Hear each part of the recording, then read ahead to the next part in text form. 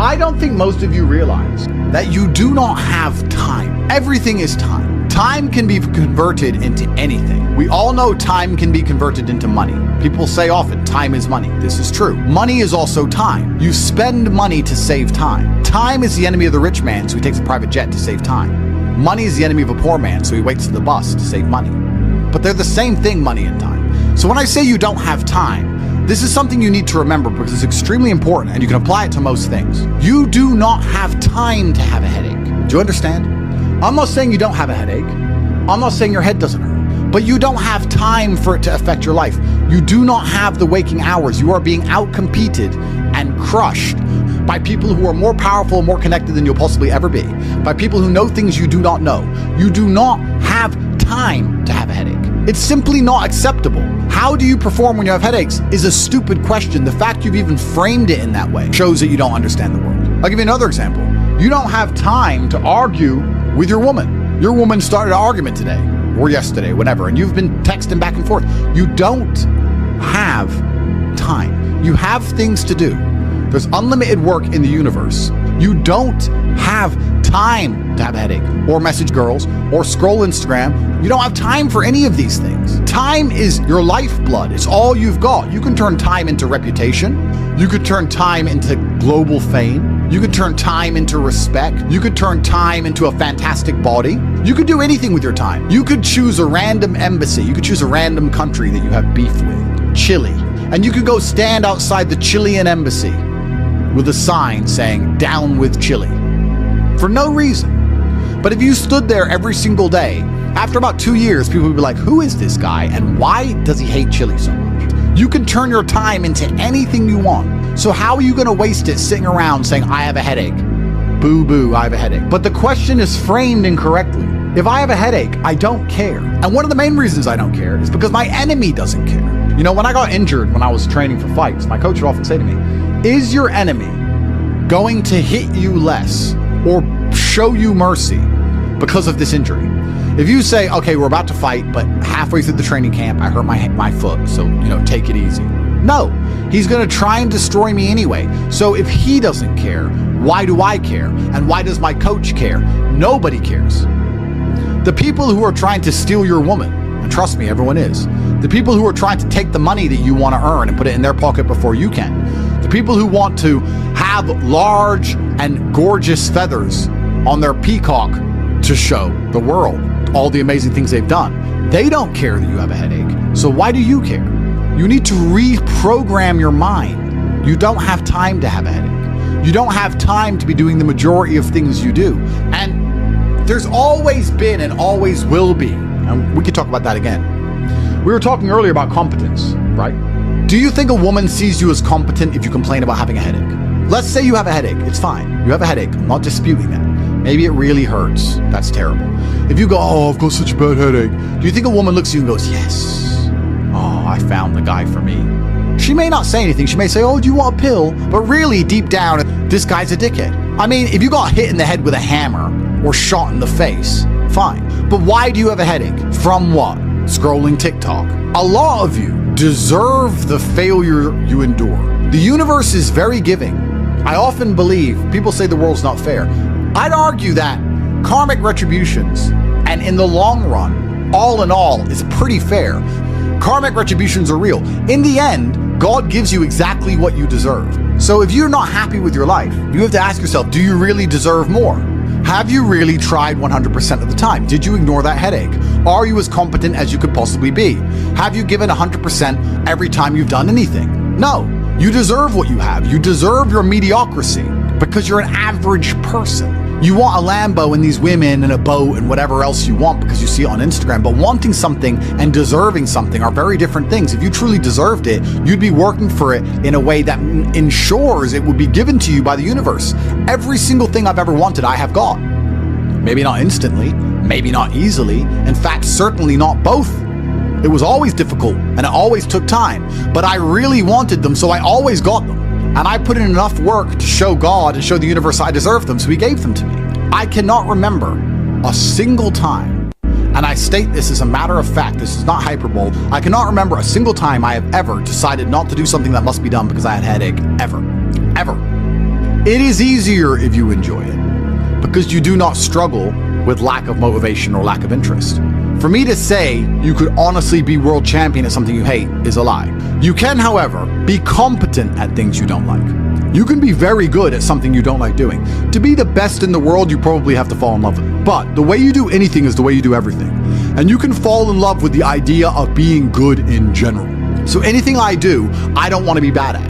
I either don't do it or I try my very best all the time to become extremely good at it. I don't see the point in doing anything and being mediocre or being bad at it. What's the point? If I'm going to speak on podcasts, I want to be good at it. Anything I'm going to do, I want to be good at. Now, you should have enough respect for yourself that you're prepared to always put in the effort to give your best 100% because it is a habit. You should always give your best to anything you do.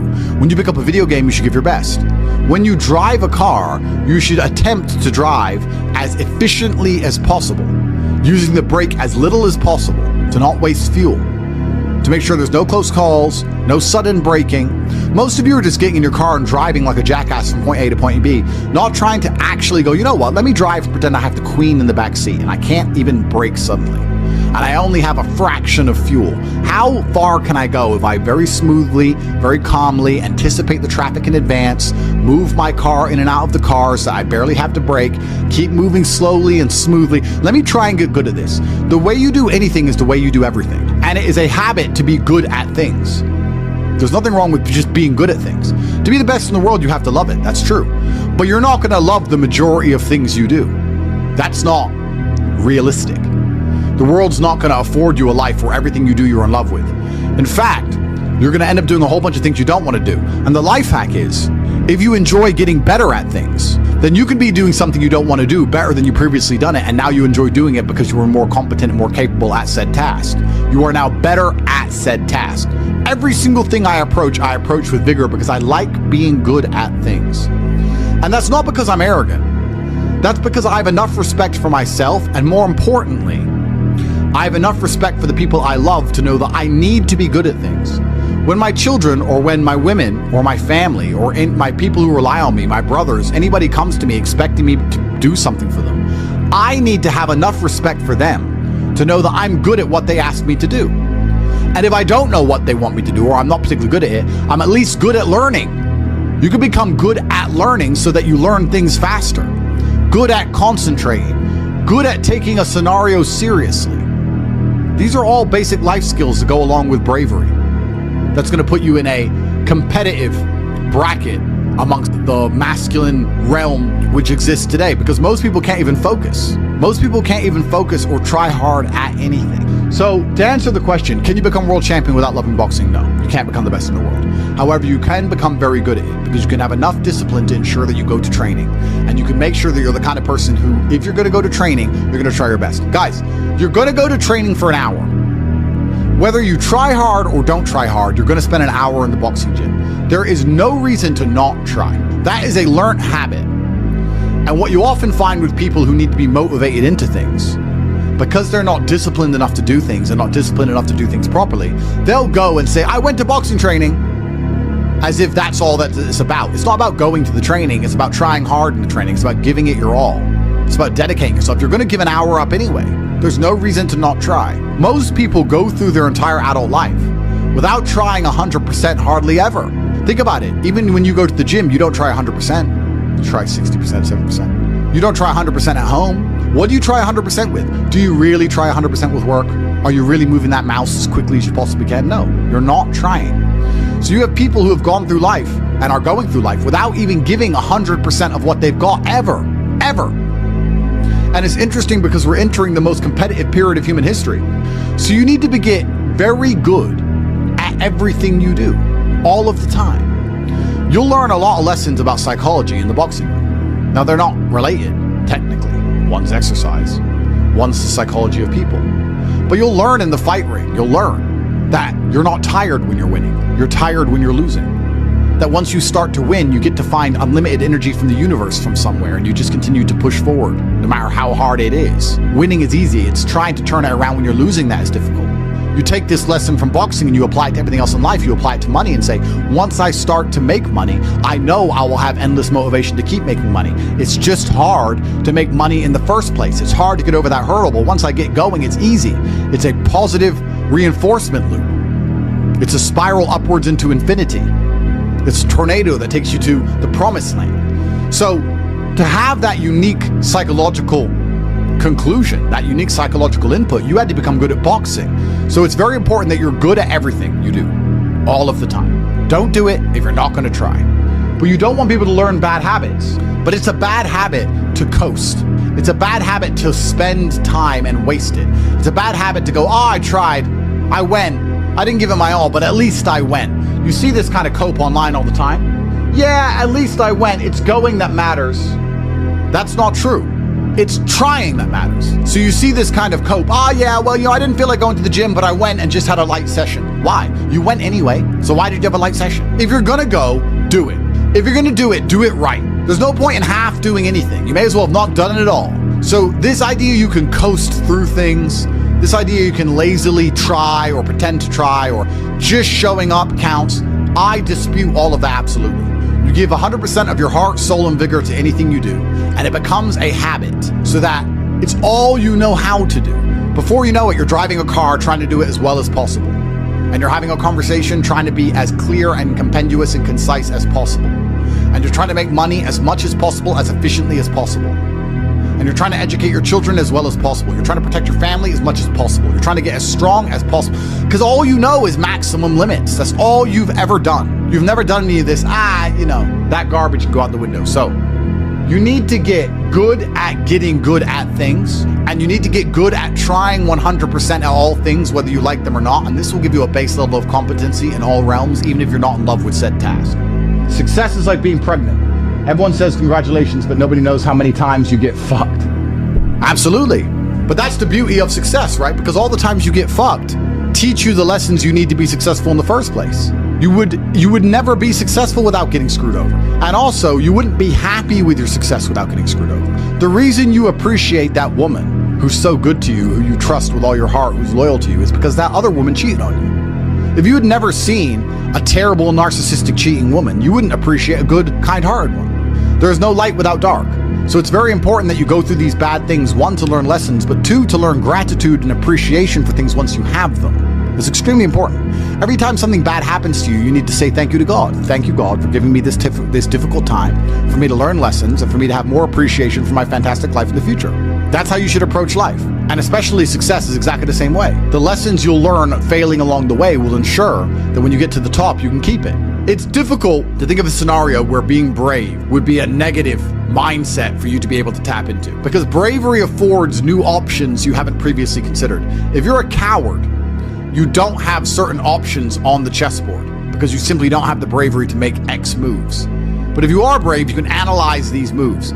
So you have a whole bunch of moves that most people don't have. Most people do not have the bravery to consider alternate paths. You need to be able to look at the chess moves that most people will not be prepared to make, and most people live very afraid. So bravery is an extremely important skill to hone. It's something you should practice. You should often sit and think, what would be the bravest decision I could make in this scenario? What would be the bravest one I could possibly make? And consider it. I'm not saying do it, but you should get in the mental model of considering it. Because quite often when you're a coward, brave decisions don't even cross your mind, ever. They don't even cross your psyche. They're not even something that's interesting to you. You haven't trained your mind to consider them. So you need to train your mind to consider bravery, because bravery is something that is going to universally apply throughout your life. It doesn't matter if you're rich, it doesn't matter if you're poor, it doesn't matter if you're in Thailand, it doesn't matter if you're in Peru. Having the option to be extremely brave and consider the options which are afforded only to a brave person is going to be something which is always going to benefit you. So it's very important that you consider and think about bravery as a whole, something I want you to hone. This life is sales. Convincing a woman to love you is sales. Work is sales. Life is sales. So fantastic thing to learn. Boxing, once again, fantastic thing to learn. It's very good. Your body and mind are connected. You cannot have a strong mind without having a strong body. Fantastic. Who should you be before you become rich? Well, money is an amplifier. Money's not going to change who you are. It's going to amplify who you are. If you're a good person, it'll make you a very good person. If you're a bad person, it'll make you a very bad person. If you're a weak person, it'll make you very weak and cowardly and scared. If you're a strong person, it'll make you very brave. Money amplifies.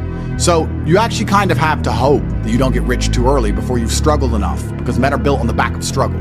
You have to go through pain and terrible things as a man and struggle constantly to be a good man. No man who has not struggled is a good man or good at being a man. But don't worry, I think God has a plan for you. You should be trying your absolute best to get rich all of the time. You should be struggling and working as hard as possible. And all of those lessons that will come with all the suffering and the difficulty will be amplified by the time you're a multimillionaire and you become the best version of yourself. That's how you become a top G.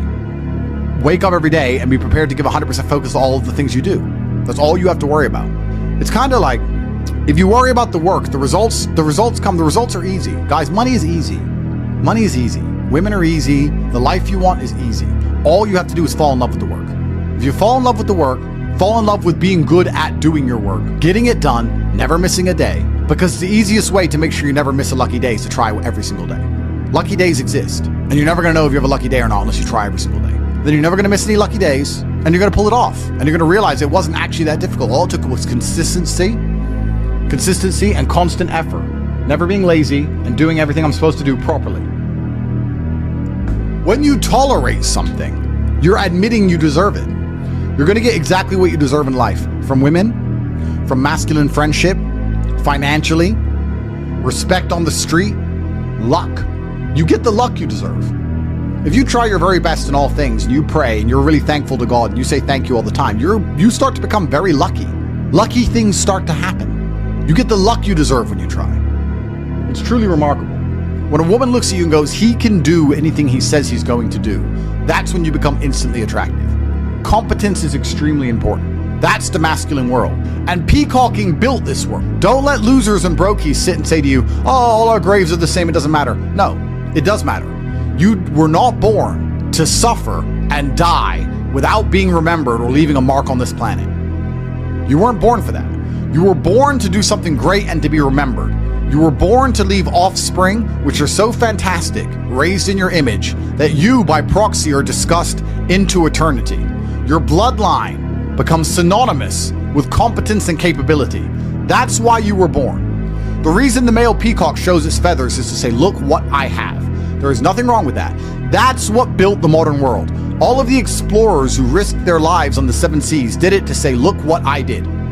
The most beautiful buildings around you, the cathedrals, all these things that were built by men saying, look what we have done. We have done something other people cannot do. Flexing, in and of itself, is not a stupid idea.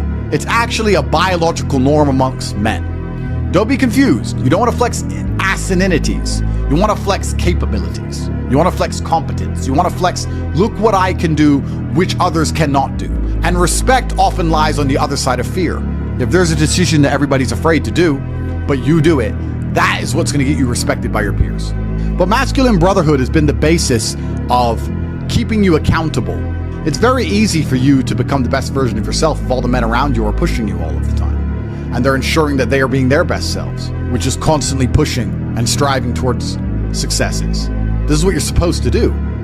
You always have. This is why even boxers, although they fight alone, they train as part of a camp with other boxers. You're always pushing yourself all of the time. That's the primary objective of masculinity, is to leave your mark on the world. And it's easiest to do that if you have brothers behind you who are pushing you to be your best self. I don't know how to keep that fire going. What should I do? This is a really interesting question, actually, because it amazes me that so many people in the world still today, even though we have instant access via social media to the truly successful, believe anything they've done matters. So you've made 100 grand. You're still poor. That's nothing. That is nothing. 100 grand is nothing. It is my cigar bill for a month. It's nothing. You've changed nothing. You've achieved nothing. You need to compare yourself always and constantly to somebody who is outperforming you. You need to stop being so happy with yourself for these tiny little successes. This is what they teach inside of common pop psychology classes.